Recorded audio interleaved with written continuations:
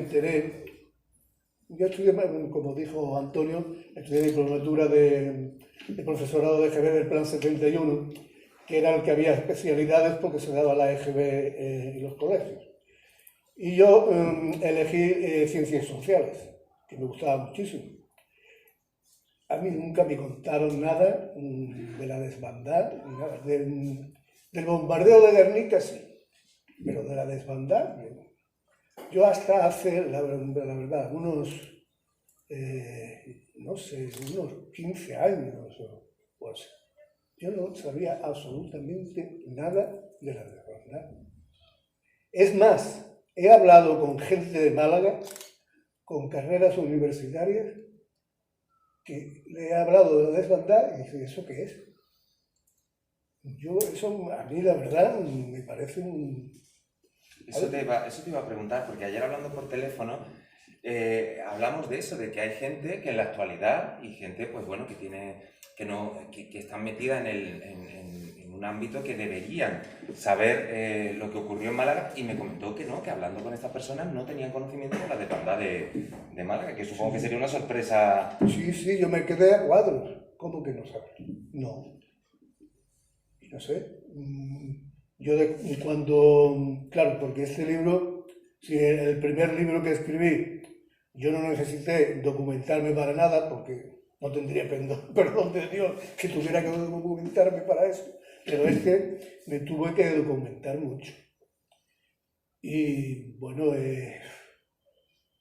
es muy duro todo lo que yo leí, Sobre todo un libro de unas profesoras de aquí del Departamento de Historia Contemporánea de la Universidad de Málaga, que me sirvió de mucho porque recoge muchos testimonios orales, pues me impactó tanto que hubo un momento que se me saltaban las lágrimas, porque es un horror lo que pasó allí, y que murieron unas 5.000 personas. Yo hablando antes con una compañera y amiga que conozco, digo, es que en el bombardeo de Guernica murieron, según los cálculos más abultados, entre 150 y 200 personas. Y aquí murieron 5.000. Pero esto era el sur. Claro. Esto era el sur. No, yo creo que hay otro motivo. El motivo, aparte de ser el sur, que también influye, no sé si es que nosotros los andaluces somos un poco indigentes y no damos valor a lo nuestro o no queremos resaltar, no sé. Pero aparte de eso, lo que creo yo que hay otro fondo, y el fondo es que en Guernica bombardeó la Legión Cóndor, que eran alemanes, y esos alemanes eran unos hijos de su madre, nazis, bueno. Pero aquí fueron tropas regulares, claro, italianas, alemanas y españolas. Y claro, que los españoles mataran a otros españoles en el campo de batalla, pues bueno, era disculpable.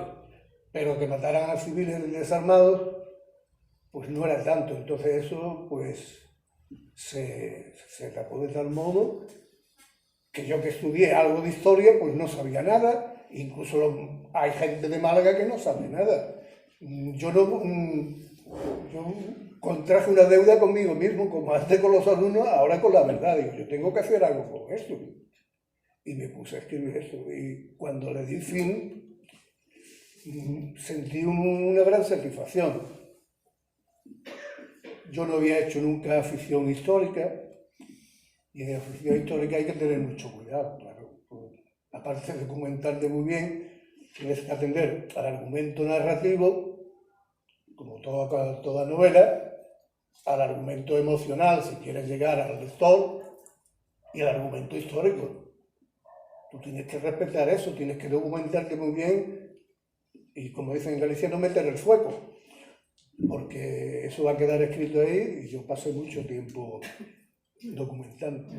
Bueno, lo que me impulsa, aparte de yo ensayar nuevos campos, ¿no?, como el de la ficción histórica, ese no fue el principal motivo. El principal motivo fue el que dije antes. Digo, esto no puede quedar así. Yo tengo que hacer algo dentro de mis posibilidades, aunque sean pocas.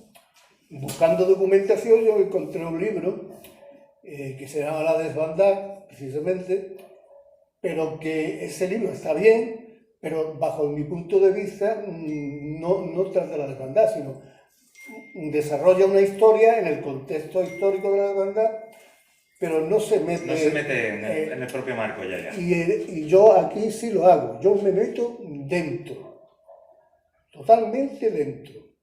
Hay algunos pasajes, los que leáis el libro, que yo creo que me han salido tan regularcillos que vais a querer que estáis allí dentro. Doy fe de ello, doy fe de ello. Y son muy dolorosos, pero lo malo no es que sean dolorosos, lo malo es que son ciertos. Lo que pasa es que yo lo único que he hecho es recrearlo, meter mis pequeñas habilidades como escritor para contar eso. Y una novela así tan puramente histórica, ¿no? Requiere, bueno, ya lo has comentado antes, de mucha documentación. ¿Cuánto tiempo te ha llevado a escribir esta novela? Escribir la novela me llevó 5 o 6 meses. ¿Y toda la información y ordenarlo y...? No, documentarme eso me llevó 7 u 8 meses. Claro. Yo recopilé la documentación, después me puse a escribir, pero teniendo ya una idea del esqueleto del... E incluso cuando estaba escribiendo, yo decía, pues esta parte está algo coja, ya voy a... Porque el que haya escrito una novela sabe que no escribe linealmente, claro, nada, sino que vuelve atrás. Pues eso es lo que hice yo. Bueno, más del año creo que me llevo. Claro.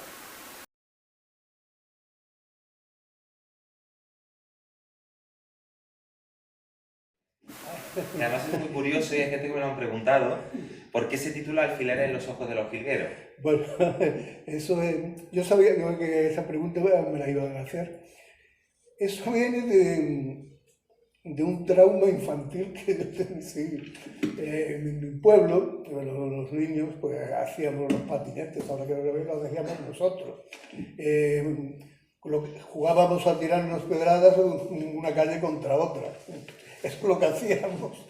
Jugábamos con un balón de trapo y, bueno, algunos iban a cazar pájaros con liga, no sé si sabéis lo que es un pegamento que se hace en plan casero, o con red. Y había algún hijo de su madre que tenía instintos ya tal, que le clavaba a los pajaritos alfileres en los ojos, ¿no? Y yo siempre tuve, yo creo que en la otra novela también digo algo de eso, porque es una cosa que que te dejó marcado. Que me dejó marcado. Digo, ¿cómo se puede ser tan bestia, ¿no? Y como da la casualidad de que, bueno, no quiero destripar la vida. Claro. Como yo desde mi mente infantil veía aquello tan atroz, tan sin sentido,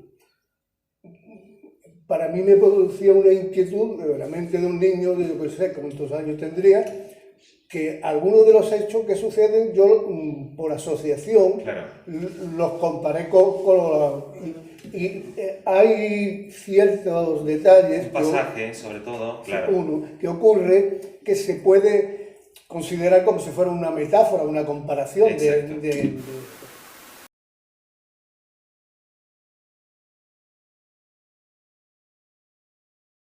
Bueno, y indagando en la historia de la desbandada, ¿qué es lo que más te ha llamado la atención? De todas las historias que has recopilado, de todo lo que has estudiado propiamente, ¿qué es lo que más te llamó la atención? Pues me han llamado la atención varias cosas. Primero, el abandono porque hay que decirlo así, el abandono de la República de Málaga. Eso yo creo que lo asume todo el mundo. Pero que fuera de una manera tan contundente, ¿no? Vamos a dejar en Málaga caer para defender el Levante, el centro y el noreste. Pues, yo qué sé, eso a mí de hecho, el crucero Canarias, el Baleares y el almirante Cervera cañoneaban a los pobres que iban huyendo y no tenía ninguna oposición. No venían aviones republicanos o los moscas esos los soviéticos que vinieron a interrumpir eso. Eso es algo que me llamó mucho la atención. Yo creo que únicamente en el transcurso del asedio de Málaga solamente una vez aparecieron aviones republicanos para, digamos, obstaculizar a los Junkers, a los Heinkel alemanes y a los Saboyas italianos para que no bombardearan Málaga a sus anchas. Y después lo que son barcos para interrumpir, yo digo interrumpir, obstaculizar o defender a Málaga. Había submarinos en Cartagena. Un submarino fue hundido, pero no fue hundido por los republicanos. En el palo está Fue hundido por la Armada alemana. Y después Franco lo que hizo es le puso el nombre del submarino, que era el C3, a otro submarino de ellos para que lo confundiera, pero no lo confundieron porque era distinto y se veía igual. Pero no hubo ninguna oposición, digamos, entre comillas, de categoría a los desmanes que cometieron esas tropas regulares contra civiles, la mayoría desarmados. Y la mayoría eran mujeres, niños y ancianos, porque los hombres o estaban en el frente, o estaban muertos, o muchos estaban en la cárcel. El levantamiento que los sublevados, yo no estoy de acuerdo con lo de los dos bandos, ¿eh? No había dos bandos, había un gobierno que lo haría mejor o peor, legalmente constituido, y gente que se sublevó. Y un golpe de Estado. Un golpe de Estado que en algunos sitios derivó en guerra civil. En Andalucía Occidental no hubo ninguna guerra. Y parte de la oriental, como Granada, mire, entre Granada, Sevilla y Huelva hubo 30 y tantos mil fusilados sumariamente o en paseo. En la dictadura argentina creo que nos llegaron a 30.000. Y en la de Chile, 3.000 desaparecidos. Eso es una bestialidad. En esa provincia hay 700 y pico de fosas comunes. Es alguien que se levantó porque no estaba de acuerdo, porque el gobierno funcionaba mal, porque era un desastre, lo que sea. Pero el gobierno era legal. Claro. Hasta ahí yo creo que estamos de acuerdo, ¿no? Totalmente. Y lo que ocurrió, yo no sé quién dijo que la primera víctima de una guerra es la verdad. Luego cada uno cuenta. A propósito de eso, algo que me enteré yo también cuando me estuve documentando. Cuando Franco vino a Juan Mars, que era un banquero que fue el que le propició el Dragón Rapid, que era el avión en que se desplazó, aterrizó en Las Palmas de Gran Canaria. Pero Franco estaba en Tenerife y no tenía ninguna excusa para ir a Las Palmas. ¿Qué pasó entonces? Yo no lo puedo asegurar, ustedes piensen lo que quieran. Pero el general Balmes, que era el que estaba frente de la capitanía o de lo que fuera aquello de Las Palmas, que no lo sé, según dice, se disparó un tiro en la barriga limpiando un arma. ¿Ustedes creen que un general limpia un arma cargada y se pone el cañón en la barriga?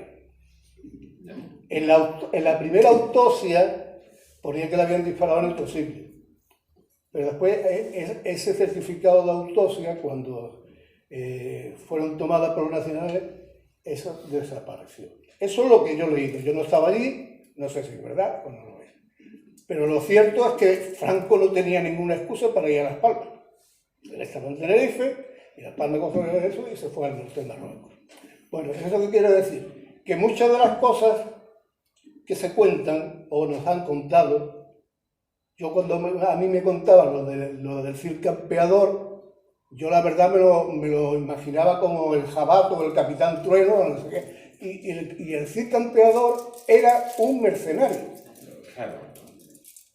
¿Por qué nos han contado todo eso? Yo me rebelo contra eso, y este libro es una forma de yo rebelarme contra la mentira que nos han contado. Pero había el Comité de No Intervención que había auspiciado Gran Bretaña y Francia algo de lo que después se arrepentirían.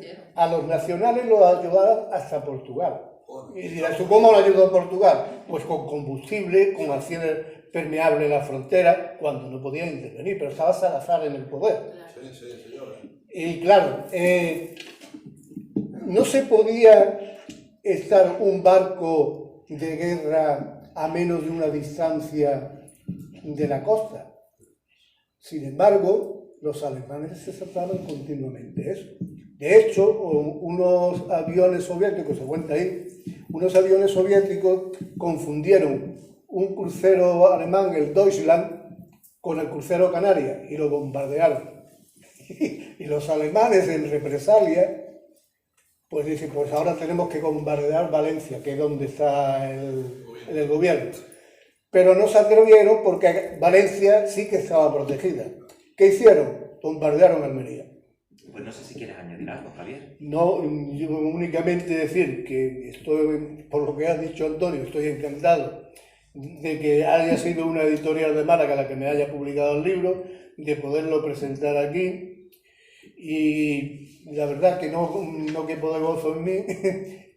La familia, que sea en la casa de Melilla, hasta es una casualidad, porque la familia esta que huye de Huelva hacia Málaga, huye por consejo de un exalcalde de la localidad, que fue el primer alcalde del Frente Popular, que era natural de Melilla, pero que vivía en Málaga y se fue al pueblo allí y fue elegido el primer alcalde del Frente Popular. Pero a los 2 meses se tuvo que ir por desavenencia con el partido y era amigo del protagonista de... O sea que todo se entrelaza, está todo la casualidad, no ha podido ser más redonda. Pues Javier, muchísimas gracias por todo, nos veremos en la próxima presentación, que si Dios quiere ya será por tierras norteñas, y enhorabuena por tu trabajo.